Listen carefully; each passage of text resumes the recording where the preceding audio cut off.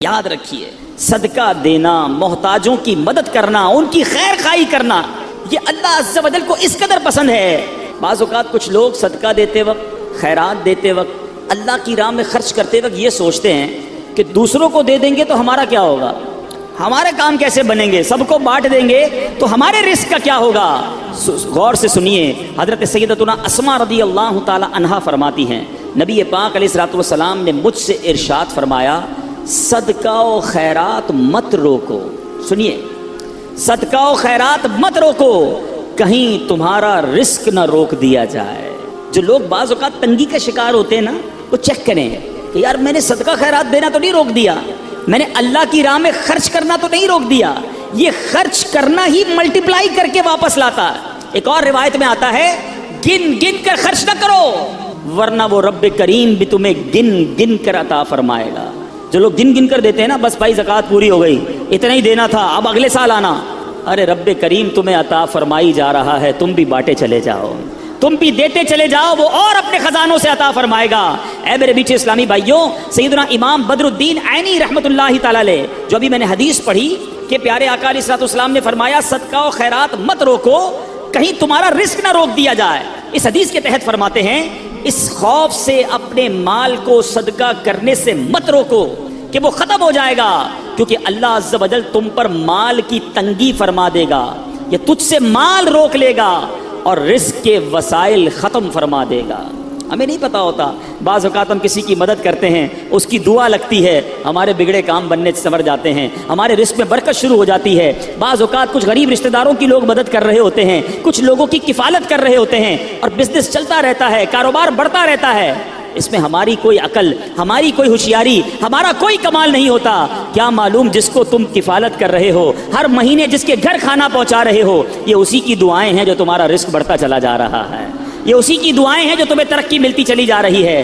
تو اللہ کی راہ میں خرچ کرنے کے لیے دل کھول کر خرچ کرتے رہنا چاہیے، صدقہ دینے میں کنجوسی نہیں کرنی چاہیے۔ حضرت رابعہ بصریہ رضی اللہ تعالی عنہا کا یقین دیکھو، توکل دیکھو، آپ کا بلیف کیسا تھا کہ ایک بار دو بزرگ حضرت سیدتنا رابعہ بصریہ رضی اللہ تعالی عنہا کے یہاں حاضر ہوئے، اور یہ نیت تھی کہ حضرت رابعہ بصریہ کھانا کھلائیں گی، ان کا تو کھانا بھی رزق حلال پر مبنی ہوگا۔ اب حضرت رابعہ بصریہ کے پاس 2 ہی روٹیاں تھیں، اب 2 بزرگ تھے، بھوک بھی لگی ہوئی تھی، وہی 2 روٹیاں آپ نے دسترخوان پر ان دونوں بزرگوں کے سامنے رکھ دیں۔ ابھی روٹیاں رکھی تھی کہ دروازے پر دستک ہوئی، کسی سائل نے کہا کہ اللہ کے نام پر مجھے کچھ دیا جائے۔ حضرت رابعہ بصریہ نے مہمانوں کے آگے سے 2 روٹیاں اٹھائیں اور اس سائل کو دے دی۔ مہمان ہکے بکے کہ ہم دسترخوان پر بیٹھے ہیں، ہمیں بھی بھوک لگی ہے، 2 ہی روٹیاں تھیں، دونوں اٹھا کر دے دی۔ مگر یقین دیکھو، اللہ غنی، ابھی وہ حیرت زدہ ہیں کہ تھوڑی دیر میں دروازے پر پھر دستک ہوتی ہے۔ ایک کنیز بہت سی گرم روٹیاں لے کر حاضر ہوئی اور عرض کی، یہ میری مالکہ نے آپ کے لیے بھجوائی ہیں۔ حضرت رابعہ بصریہ نے روٹیاں گننا شروع کی، وہ روٹیاں 18 تھیں۔ آپ نے کہا یہ روٹیاں میری نہیں ہیں۔ کنی جی حضور آپ کے لیے بھجوائی، کہا میری نہیں ہے، واپس لے جاؤ۔ وہ بزرگ دیکھ رہے ہیں، 2 گئیں، 18 آ گئیں، 18 بھی واپس لوٹا دیں۔ جب مالکن کے پاس وہ کنیز لے کر روٹیاں پہنچتی ہے اور کہتی ہے حضرت رابعہ بصریہ نے تو واپس لوٹا دی ہیں۔ کہا روٹیاں کتنی ہیں؟ کہا 18۔ کہا یہ 2 بچ گئی تھیں، یہ بھی ساتھ ملا کر لے جاؤ۔ واپس جاتی ہے، حضرت رابعہ بصریہ کو پھر پیش کرتی ہے کہ میری مالکن نے پیش کی ہے۔ پھر روٹیاں گنی، 20 روٹیاں تھیں۔ آپ نے کہا ہاں یہ میری روٹیاں ہیں، کیونکہ اللہ کے وعدے پر مجھے سچا یقین ہے، میری راہ میں 1 خرچ کرو میں 10 عطا فرماؤں گا۔ 2 دی تھی تو 18 کیسے آ گئیں؟ اللہ کی راہ میں 2 خرچ کی ہیں تو 20 ہی روٹیاں ملنی ہیں۔ اللہ اکبر۔ اے میرے میٹھے اسلامی بھائیوں، مدنی چینل کے ناظرین، جس دن یہ توکل پیدا ہو جائے نا، جس دن یہ بھروسہ رب پر ہو جائے، پھر دیکھیں کیسے غیب سے کام بنتے ہیں۔ حضرت سیدنا عطا رحمۃ اللہ تعالی علیہ اپنے والد محترم سے روایت کرتے ہیں کہ ایک مرتبہ زمانے کے مشہور بزرگ حضرت سیدنا ابو مسلم خولانی رحمۃ اللہ تعالی علیہ کی زوجہ محترمہ نے آپ سے کہا کہ ہمارے پاس آٹا بالکل ختم ہو گیا ہے۔ یہاں موجود اسلامی بھائی بھی اور مدنی چینل کے ناظرین میں اگر کوئی تنگی کا شکار ہو، کوئی غربت کا شکار ہو، کوئی پریشانی کا شکار ہو، بہت غور سے یہ واقعہ سنیں۔ آپ کی زوجہ نے کہا کہ آٹا ختم ہو گیا ہے، اب روٹی کیسے بنے گی، کھانا کیسے بنے گا؟ آپ نے اپنی زوجہ محترمہ سے فرمایا کہ تمہارے پاس کچھ رقم ہے جس سے آٹا خریدا جا سکے؟ تو اس نے عرض کی کہ جی میرے پاس 1 درم ہے جو اون بیچ کر حاصل ہوا ہے. آپ نے فرمایا لاؤ وہی درم مجھے دے دو تو میں بازار میں جا کے آٹا لے آتا ہوں. آپ دکان پر آٹا لینے گئے, گھر میں 1 ہی درم اور اس درم کا بھی آٹا لینا ہے جس کا کھانا کھانا ہے. جب آٹے والے کی دکان پر پہنچے تو ایک فقیر وہاں آن پہنچا اور اس فقیر نے کہا کہ اے ابو المسلم خولانی, ایسا کرو یہ 1 درم مجھے دے دو, مجھ پر صدقہ کر دو. آپ وہاں سے پلٹے, تھوڑا آگے گئے, دوسری دکان پر گئے, فقیر وہاں بھی آ گیا, کہنے لگا یہ 1 درم آپ مجھ پر صدقہ کر دیں. فقیر پیچھے لگا رہا, آخر کار آپ نے وہ 1 درم جو گھر سے لے کر آئے تھے آٹے کے لیے اس فقیر پر صدقہ کر دیا. ایمٹی ہینڈڈ, خالی ہاتھ ہو گئے. سوچنے لگے اب گھر والوں کو کیا جواب دوں گا, اللہ کی راہ میں صدقہ تو کر دیا ہے, اب گھر واپس لوٹوں گا تو کیا بتاؤں گا, کھانے کے لیے انتظار میں ہے, آٹا لینے گیا ہوں. تو اب خالی تھیلا لے کر آئے تھے گھر سے. تو آپ نے لکڑی والے کی دکان پر گئے جو لکڑی کا کام کرتا ہے, کارپینٹر جو ہوتا ہے, اس کے پاس آپ نے دیکھا ہوگا برادہ پڑا ہوتا ہے, چورا بالکل. آپ نے اس تھیلے میں برادہ بھر لیا اور تاکہ تھیلا بھر جائے, اب گھر گئے, دستک دی, تھیلا پکڑایا اور خود باہر فوراً باہر سے چلے گئے. میں منہ کیا دکھاؤں گا گھر والوں کو کہ چلو وہ تھیلا پکڑ کے اندر جائیں, اتنی دیر میں گھر سے دور چلا جاؤں. آپ دور چلے گئے. گھر والوں نے تھیلا کھولا تو اس میں نہایت عمدہ قسم کا آٹا موجود تھا, بڑا زبردست آٹا. گھر والوں نے روٹیاں بنائی, انتظار کر رہے ہیں کہ حضرت کب آئیں گے. اب آپ شرمندہ, آپ باہر گھوم رہے ہیں کہ وقت گزر جائے, گھر والے سو جائیں, وقت جو ہے وہ بھوک کا ٹائم تھوڑا گزر جائے. اب سارا دن گھر نہیں گئے, آپ کی زوجہ محترمہ انتظار کرتی رہیں. اب آپ رات کو چپکے سے گھر میں داخل ہونے لگے کہ گھر والوں کی ڈانٹ بھی سننی ہے کہ ہم نے پیسے دیے تھے آٹا لانے کو, آپ لکڑی کا برادہ دے گئے, مگر ان کو نہیں پتا تھا اندر کہانی کچھ اور ہو گئی ہے. اب آپ کی فیملی انتظار کر رہی ہے کہ کب آئیں, بھوکے ہیں, ان کو اتنا اچھا ہمیں آٹا دے کر گئے, بہترین قسم کی روٹیاں بنی ہیں, آئیں تو حضرت کو کھانا پیش کیا جائے. آپ چپکے سے گھر میں داخل ہوئے تو آپ کی زوجہ محترمہ فوراً سامنے آ گئیں. اب آپ شرمندہ, مگر آپ کی زوجہ محترمہ بہترین قسم کی روٹیاں انہوں نے سامنے پیش کی. آپ حیران ہوئے کہ یہ کہاں سے آیا. تو آپ کی زوجہ نے کہا یہ اسی آٹے کی روٹیاں ہیں جو آپ لائے تھے. جب یہ سنا تو آپ کی آنکھوں میں آنسو آ گئے, آپ رونے لگے, اپنے پروردگار کا شکر ادا کیا کہ اس نے میری لاج رکھ لی اور مٹی کو عمدہ آٹے میں تبدیل فرما دیا. ہاں لیکن ایک بات کا خیال رکھنا ہوگا, کہیں کوئی خرچہ کرتے ہی انتظار کرنا شروع کر دے کہ آج جناب مسجد کے ڈبے میں 10 روپے ڈالے تھے, اب دیکھو 100 روپے کب ملتے ہیں. پورا دن گزر گیا, 100 روپے نہیں ملے, اگلا دن گزر گیا, پھر بھی 100 روپے نہیں ملے, یہ تو 1 کے 10 ملنے تھے. اے میرے میٹھے اسلامی بھائیوں, یاد رہے رب کی رضا اور رب ہمارے بارے میں ہمیشہ یاد رکھیں.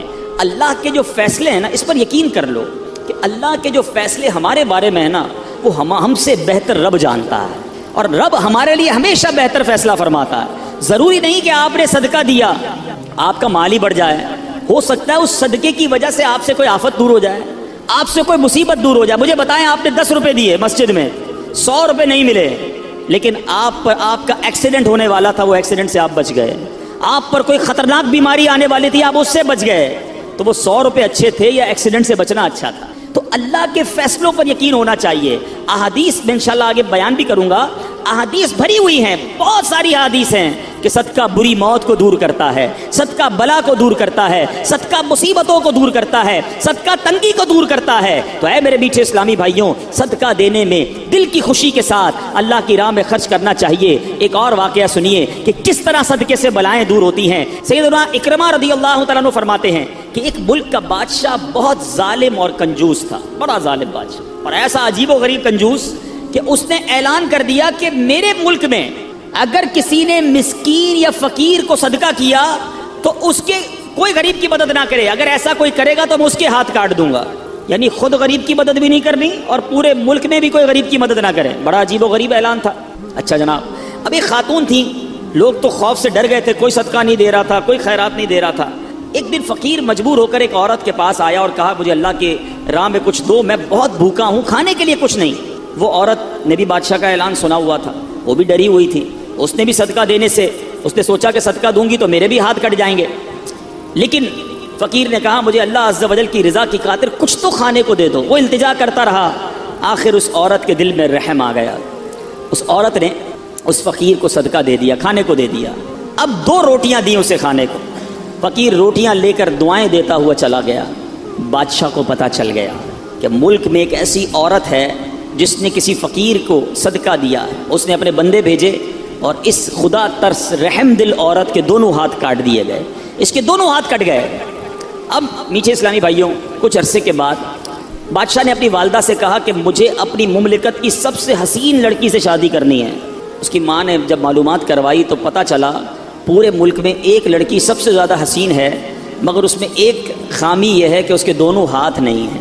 اس نے بادشاہ سے کہا، بادشاہ نے لڑکی کو دیکھا، اسے پسند آئی، اس سے شادی کر لی اور وہ عورت اب ملکہ بن گئی۔ جس نے 2 روٹیاں صدقہ کی، ہاتھ کٹ گئے، اب وہ بادشاہ کی زوجہ بن گئی۔ بڑی زندگی آرام سے گزرنے لگی، مگر ایک اور امتحان اس کی زندگی میں باقی تھا۔ پھر کیا ہوا کہ کیونکہ اور بھی اس کی بیویاں تھیں بادشاہ کی، نئی نویلی دلہن کے ساتھ بادشاہ بہت وقت گزارتا، بڑی نوازشات کرتا، دوسری جو بیویاں تھیں وہ حسد کرتی تھیں۔ ایک مرتبہ بادشاہ طویل عرصے کے لیے ملک سے باہر گیا تو بادشاہ کی بیویوں کو اچھا موقع ملا، انہوں نے بادشاہ کو خط میں لکھا کہ تمہارے پیچھے تمہاری جو بیوی ہے، نئی دلہن جو ہے، وہ برے کام کرتی ہے، اس کا کردار اچھا نہیں۔ بادشاہ نے بغیر کسی تحقیق کے حکم دے دیا کہ میری بیوی کو اٹھایا جائے اور جنگل میں پھینک دیا جائے، محل سے نکال کر جنگل میں پھینک دو۔ اب وہ عورت جنگل میں پہنچ گئی، بیابان جنگل تھا، اس کا ایک بیٹا بھی ہو گیا تھا بادشاہ سے۔ اب اتنی دیر میں میرے میٹھے اسلامی بھائیوں، وہ عورت اس جنگل میں نہر میں پانی پینے کے لیے جھکی تو اس کے ہاتھ سے وہ بچہ بھی پانی میں گر گیا، زور زور سے رونے لگی، بچہ بھی پانی میں ہے، دونوں ہاتھ بھی نہیں ہیں، پکارے تو کسے پکارے؟ اچانک 2 خوبصورت نوجوان آئے، انہوں نے کہا کیوں رو رہی ہیں؟ کہا میرا بچہ پانی میں چلا گیا ہے۔ اس نے فوراً اس نوجوان نے آگے جا کر اس بچے کو پانی سے نکالا، کہا اور آپ کو کچھ چاہیے تو بتائیے، کوئی اور آپ کی خواہش ہو تو بتائیے، کچھ اور آپ دعا کرنا چاہیں۔ تو اس عورت نے کہا کہ میرے ہاتھ مجھے واپس مل جائیں۔ ان نوجوانوں نے دعا کی، اللہ تعالیٰ نے دونوں ہاتھ بھی اسے واپس کر دیے۔ اب ان نوجوانوں نے اس عورت کو کہا کہ آپ جانتی ہیں ہم کون ہیں، ہم دونوں کون ہیں؟ تو عورت نے کہا میں تو نہیں جانتی، البتہ یہ معلوم ہے آپ کی برکت سے میرا بچہ بھی مل گیا، میرے ہاتھ بھی واپس آ گئے۔ وہ 2 نوجوان کہتے ہیں ہم تیری وہی 2 روٹیاں ہیں جو تو نے غریب سائل کو دی تھی۔ صدقہ اللہ کی راہ میں خرچ کرنا کب کہاں کام آتا ہے؟ اس عورت کو 2 روٹیوں کے بدلے 20 روٹیاں نہیں ملی، حضرت رابعہ بصریہ کو 20 روٹیاں ملی تھی۔ ہو سکتا ہے کوئی کیلکولیشن کرنے والا کہے یار میں 1000 روپے دوں گا 1 لاکھ روپے مل جائیں گے، نہیں ملے، مگر اس کو ہاتھ واپس مل گئے، بچہ واپس مل گیا۔ کیا معلوم مجھ پر اور آپ پر کوئی بلا آنے والی ہو، کوئی مصیبت آنے والی ہو، کوئی بیماری آنے والی ہو، اگر اللہ کی راہ میں صدقہ دیں، کسی غریب کی مدد کریں اور اس کے دل سے دعا نکلے اور اللہ کریم ہم سے وہ مصیبت کو ٹال دے۔ تو اے میرے میٹھے اسلامی بھائیوں، مدری چینل کے ناظرین جو آج کورنگی میں مجھے سن رہے ہیں، بعض اوقات جب صدقہ اور خیرات کی بات آتی ہے تو بعض لوگوں کے ذہنوں میں یہ بات آتی ہے میں تو خود غریب ہوں، میں تو خود پریشان ہوں، میں تو خود نوکری کرتا ہوں، میں تو خود کرائے کے گھر میں رہتا ہوں، ارے میں صدقہ اور خیرات کیسے دوں؟ یہ غلطی ہے میرے میٹھے اسلامی بھائیوں۔ یاد رکھیے اللہ تبارک و تعالیٰ کی بارگاہ میں اخلاص دیکھا جاتا ہے، رب کی بارگاہ میں کوانٹٹی نہیں کوالٹی دیکھی جاتی ہے۔ کوئی لاکھوں صدقہ کرے، اخلاص نہیں، اس کے صدقے کا کوئی فائدہ نہیں۔ کوئی 1 روپیہ صدقہ کرے اور اللہ کی رضا کے لیے اخلاص کے ساتھ کرے، کیا معلوم وہی روپیہ اس کی مغفرت کا ذریعہ بن جائے۔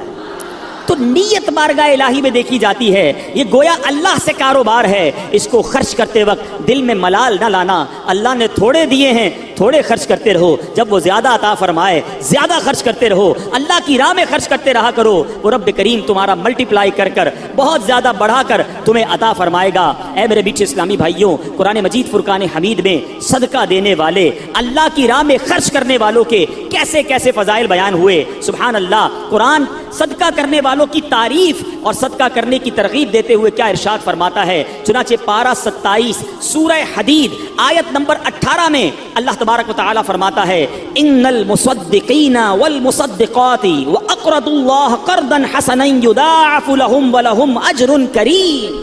ترجمہ کنز ایمان، بے شک صدقہ دینے والے مرد اور صدقہ دینے والی عورتیں اور وہ جنہوں نے اللہ کو اچھا قرض دیا ان کے دونے ہیں اور ان کے لیے عزت کا ثواب ہے۔ اسی طرح حدیثوں میں صدقے کے کیسے فضائل، اللہ نبی پاک علیہ الصلوۃ والسلام فرماتے ہیں صدقہ برائی کے 70 دروازے بند کرتا ہے۔ پتہ نہیں کون کون سی برائی میرے پاس آنے والی ہو، میرے گھر میں کون کون سی برائی آنے والی ہو، صدقہ دیا اور وہ برائی کا دروازہ بند ہو جائے۔ پیارے آقا علیہ الصلوۃ والسلام فرماتے ہیں جو اللہ عز و جل کی رضا کی خاطر صدقہ کرے تو وہ صدقہ اس کے اور آگ کے درمیان آڑ بن جاتا ہے۔ جہنم کی آگ اور بندہ صدقہ دینے کے والے کے درمیان یہ پردہ ہو جائے گا، یہ آڑ بن جائے گا۔ نبی پاک علیہ الصلوۃ والسلام فرماتے ہیں صدقہ دو اے بیماروں جو مجھے سن رہے ہو، جو یہاں بیمار بیٹھے ہیں، جن کے گھروں میں بیمار ہیں، جو مدنی چینل کے ناظرین مجھے سن رہے ہیں، سنو میرے آقا علیہ الصلوۃ والسلام فرماتے ہیں صدقہ دو اور صدقے کے ذریعے اپنے مریضوں کا مداوا کیا کرو، بے شک صدقہ حادثات اور بیماریوں کی روک تھام کرتا ہے اور یہ تمہارے اعمال اور نیکیوں میں اضافے کا باعث ہے۔ سبحان اللہ، بیماریاں دور ہو جائیں، حادثے دور ہو جائیں، میں کہتا ہوں ساری دنیا کی دولت ہو ہمارے پاس اور اللہ نہ کرے کوئی ایسا ایکسیڈنٹ ہو جائے کہ نہ بندے کے پیر رہیں نہ ہاتھ رہیں اور معذور ہو جائے، پھر دولت کس کام کی؟ اللہ صحت دے، عافیت دے، حادثات سے بچائے، آفتوں سے بچائے۔ بے شک زندگی میں پیسے تھوڑے ہوں، اس سے بڑی کون سی نعمت ہے؟ تو اے میرے میٹھے اسلامی بھائیوں، اگر آپ حادثات سے بچنا چاہتے ہیں، بیماریوں سے بچنا چاہتے ہیں، آپ مصیبتوں سے بچنا چاہتے ہیں، صدقہ دینے کی عادت اپنائیں، صبح و شام صدقہ دینے کی عادت اپنائیں۔ نبی پاک علیہ الصلوۃ والسلام فرماتے ہیں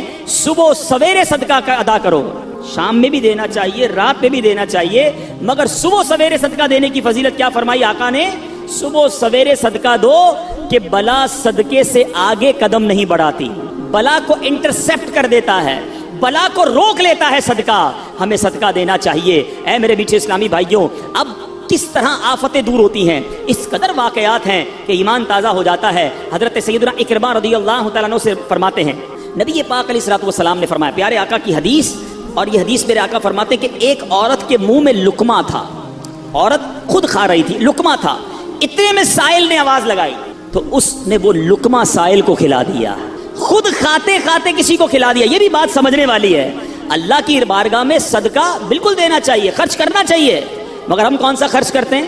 جو بچ گیا، کھانا بچ گیا، چلو بھائی کسی غریب کو کھلا دو، کپڑے پھٹنے والے ہو گئے، چلو کسی غریب کو دے دو، چھوٹے ہو گئے کپڑے، چلو کسی غریب کو دے دو، اچھا سردیاں آ گئیں، اب گرمیاں آ گئی ہیں، کمبل پرانے پھٹ گئے، ہمارے گھر کے لیے نئے لینے، چلو یہ پھٹے ہوئے کمبل کسی کو دے دو۔ ایوری تھنگ، وہ تمام چیزیں جو میرے اور آپ کے استعمال میں نہیں، وہ اللہ کی راہ میں دینی ہے۔ اللہ کی راہ میں معاذ اللہ پھٹا پرانا ضائع ہونے والا گرا پڑا دینا ہے۔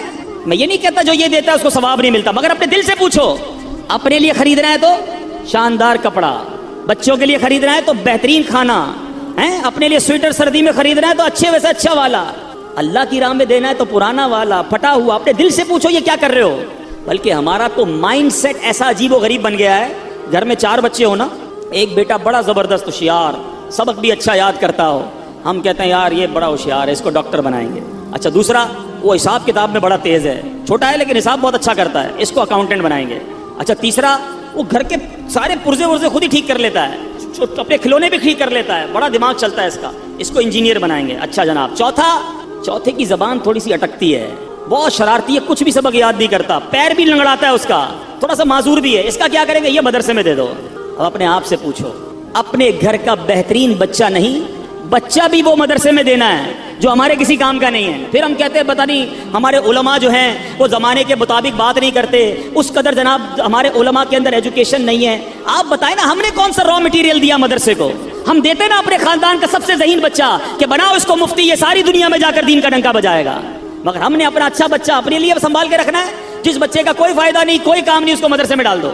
ایسا نہیں ہونا چاہیے۔ اللہ کی راہ میں خرچ کرنے کی باری آتی ہے تو دل پر بوجھ کیوں ہوتا ہے؟ ارے دیا کس نے مجھے اور آپ کو؟ قرآن پاک کے 4 پارے کی پہلی آیت ہے، لن تنالوا البر حتى تنفقوا مما تحبون۔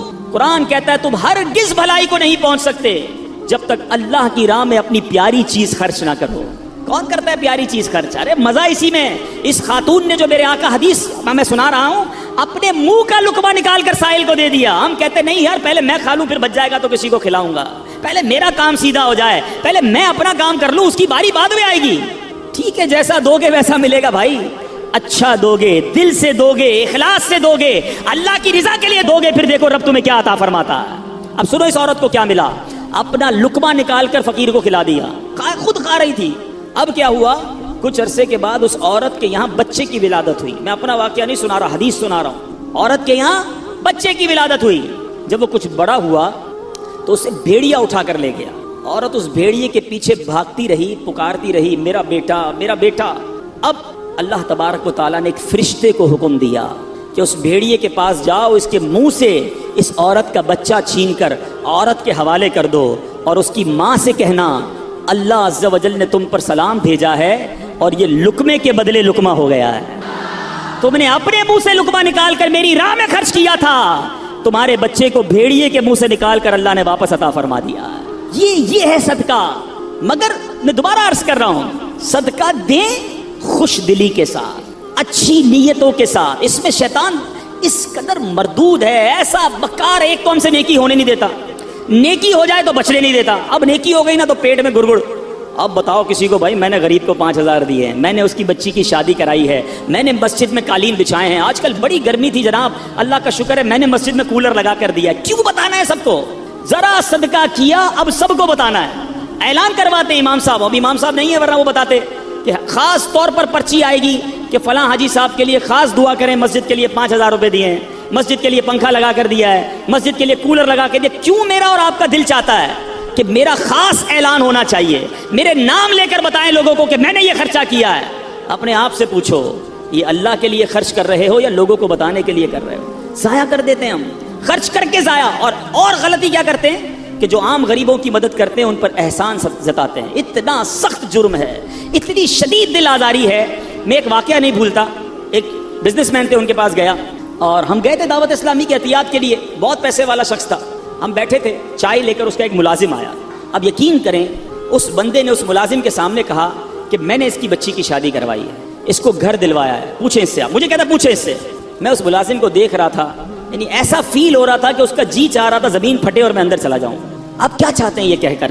اپنے صدقے دے کر کسی کو ذلیل کرنا چاہتے ہو؟ اپنے بارے میں سوچو نا کہ مجھے کبھی کسی سے مدد لینے کی ضرورت پڑے اور مجھے بعد میں وہ کہے کہ میں نے تمہارے ساتھ 4 آدمیوں کے سامنے کہے تمہارے ساتھ یہ بھلائی کی تھی، تو بندہ کتنا افسردہ ہو کہ یار میں نے اس سے کیا مدد لے لی، یہ تو جب دیکھو مجھے ذلیل کرتا ہے۔ یہ بہت بڑی غلطی ہے۔ یہ صدقہ تو گیا، صدقہ تو ضائع ہو گیا۔ قرآن کہتا ہے اپنے صدقوں کو ضائع مت کرو، الٹا گناہ ہو گیا، آپ نے دل آزاری کی، اسے ذلیل کیا۔ اللہ اکبر۔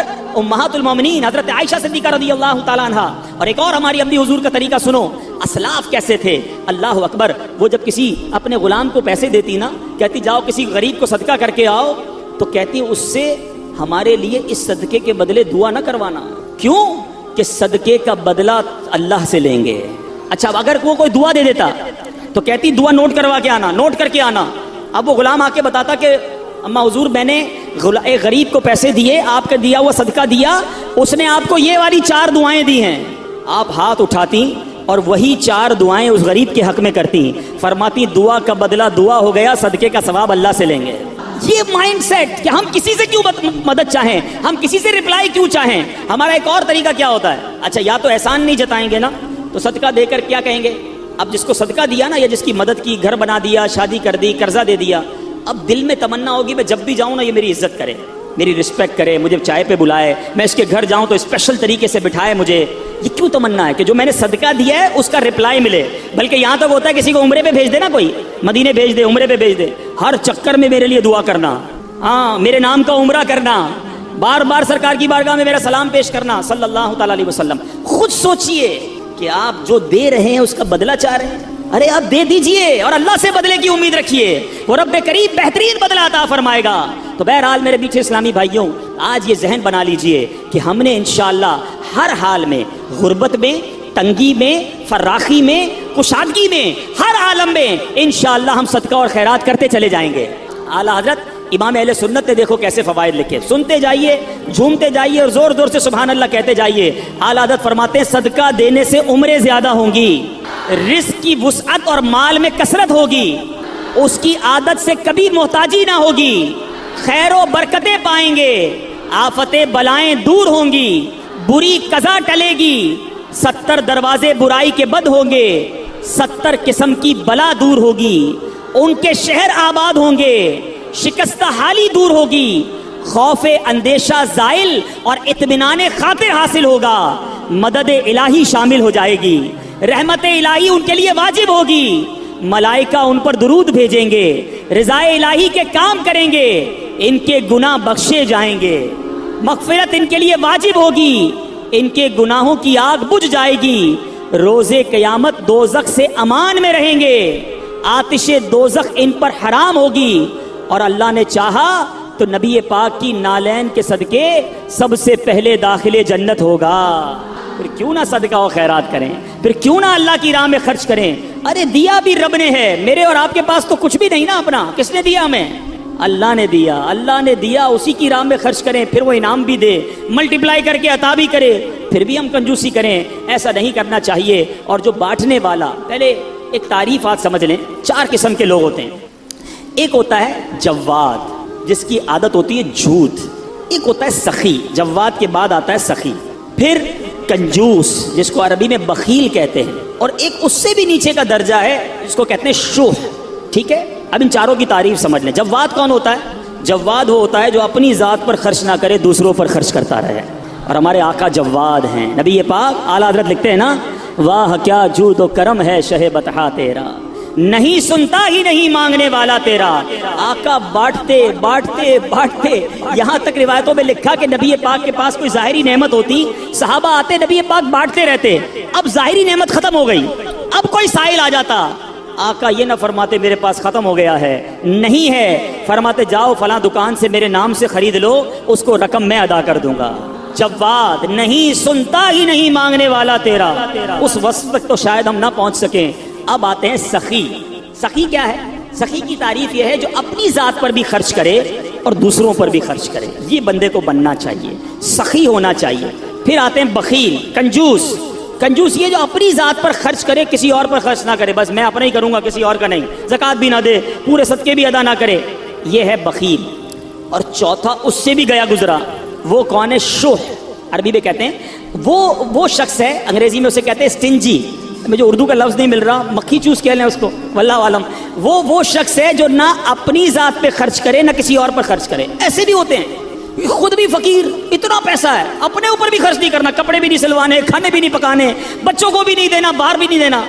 ایسے لوگوں کے تو پھر بچے بھی انتظار کرتے ہیں کہ کب ابا جائیں گے دنیا سے, تو پھر ہماری باری آئے گی. تو اللہ ہمیں بخیل اور شوہ ہونے سے بچائے, سخاوت کی نعمت عطا فرمائے. اب حدیث سناتا ہوں. یہ دونوں تعریفیں کیوں بیان کی, حدیث پاک سنیں گے تو آپ کو سمجھ آئے گا کہ سخاوت اللہ کو کتنا پسند ہے اور سخی اللہ کو کتنا پسند ہے. ان ابی ہریرہ قال قال رسول اللہ صلی اللہ علیہ وسلم السخی قریب من اللہ قریب من الجنہ قریب من الناس بعید من النار. سخی جو ہے وہ 3 چیزوں کے قریب, ایک سے دور ہوتا ہے. آقا فرماتے ہیں سخی اللہ کے قریب ہوتا ہے, سخی جنت کے قریب ہوتا ہے, سخی لوگوں کے قریب ہوتا ہے. ہاں, ایک چیز سے دور ہوتا ہے. نبی پاک فرماتے ہیں بعید من النار, وہ دوزخ سے دور ہوتا ہے نا, خوش نصیب. اب اسی حدیث کا اگلا حصہ سنو. آقا فرماتے ہیں والبخیل بعید من اللہ, اللہ سے دور, بعید من الجنہ, جنت سے بھی دور, بعید من الناس, وہ لوگوں سے بھی دور ہوتا ہے, قریب من النار, وہ جہنم کے قریب ہوتا ہے. اب غور کیجئے, کیا بننا ہے, سخی یا بخیل, کنجوس؟ آگے میرے آقا فرمائے جاہل ہو اور سخی ہو, وہ اللہ کی بارگاہ میں مقبول ہے, افضل ہے. کس سے؟ کہ سخی ہو, کنجوس ہو مگر عابد ہو, عبادت گزار ہے, ایک طرف جاہل ہے مگر وہ جاہل سخی ہے, عبادت گزار کنجوس ہے, وہ اللہ کو پسند نہیں ہے. سخی ہے مگر جاہل ہے, وہ اس کی نسبت اللہ کی بارگاہ میں افضل ہے. تو اے میرے میٹھے اسلامی بھائیوں, سخاوت کا وصف اپنے اندر رکھیے. ایک بڑی پیاری بات, کسی عالم سے پوچھا گیا کہ یہ بتائیے کہ سخاوت بہتر ہے یا شجاعت؟ بڑا خوبصورت سوال ہے. سخاوت تو سمجھ گئے نا, اللہ کی راہ میں خرچ کرنا, اپنی. شجاعت کس کو کہتے ہیں؟ بہادری, بڑا بندہ طاقتور ہو, بہادر ہو. سوال کیا گیا سخاوت بہتر ہے یا شجاعت, میں بہادر بنوں یا سخی بنوں؟ بڑی کمال کا جواب دیا. کہتے ہیں اللہ جسے سخاوت دینا اسے شجاعت کی ضرورت ہی نہیں ہوتی ہے کہ لوگ خود بخود سخی کے سامنے چت ہو جاتے ہیں, سخی کے پیار کرنے والے بن جاتے ہیں, اس کی مدد کرنے, اس کو لڑائی کی ضرورت ہی نہیں پڑتی, اس کو طاقت کی ضرورت ہی نہیں پڑتی, اس کی سخاوت ہی اس کے کام بنا دیتی ہے. تو اے میرے میٹھے اسلامی بھائیوں, اپنے اندر یہ وصف پیدا کریں. ایک بہت خوبصورت حدیث پاک, بہت زبردست ہم سب کے لیے لیسن ہے. بانٹتے وقت کبھی بھی دل میں یہ خیال آئے نا کہ یار یہ کہہ تو ٹھیک رہے ہیں, بانٹنا چاہیے, لیکن میرے پاس اگر 10,000 ہیں, میں 2,000 دے دوں گا تو 8 ہی رہ گئے نا, کم ہی تو ہو گئے. یہ کہہ رہے ہیں بڑھ رہے ہیں, کم بڑھ کر رہے ہیں, کم ہو رہے ہیں. اب میں جتنے بھی دیتا جا رہا ہوں میرے تو جیب سے بھی کم ہو رہے ہیں, اکاؤنٹ سے بھی کم ہو رہے ہیں, اور مولانا صاحب کہہ رہے ہیں بڑھ جائیں ہیں. آپ سنو میرے آقا کی حدیث پاک, سبحان اللہ. ان عائشہ رضی اللہ تعالی عنہا انہم ذبحوا شاۃ, بی بی عائشہ فرماتی ہیں کہ اہل بیت نے بکری ذبح کی. فقال النبی صلی اللہ علیہ وسلم ما بقی منہا، آقا علیہ الصلوۃ والسلام نے فرمایا اس بکری میں سے کیا بچا؟ اہل بیت نے بکری ذبح کی، تقسیم کی، آقا نے پوچھا ما بقی منہا، اس میں کیا بچا؟ قالت ما بقی منہا الا کتفھا، کہتی حضور کاندھے کے سوا کچھ نہیں بچا ہے، سب بانٹ دیا، بکری کا کندھا بچ گیا ہے۔ اللہ اکبر۔ نبی پاک فرماتے ہیں بقیہ کلھا غیر کتفھا، آقا فرماتے ہیں اے عائشہ کندھے کے سوا سب بچ گیا ہے۔ تھوڑی دیر بعد سمجھ آئے گی بات، مگر کمال کی بات کی ہے میرے آقا نے، سمجھ آئی بات؟ کاندھے کے سوا کچھ نہیں بچا، بی بی عائشہ نے کہا۔ نبی پاک فرماتے ہیں اے عائشہ کاندھے کے سوا سب بچ گیا ہے، یعنی جو بٹ گیا ہے وہ بچ گیا ہے، جتنا باٹا ہے وہی جمع ہو گیا آخرت کے اکاؤنٹ میں۔ تو ایک بات ذہن میں رکھو کہ آج میں اور آپ جو خرچ کر رہے ہیں، جو اللہ کی راہ میں دے رہے ہیں، وہ ہم سب کے آخرت کے اکاؤنٹ میں جمع ہو رہا ہے، وہ ہم سب کو انشاءاللہ وہاں جا کر ملے گا۔ اے میرے میٹھے اسلامی بھائیوں، صدقہ کس طرح ہمارے جو ہے وہ مال کو بڑھاتا ہے۔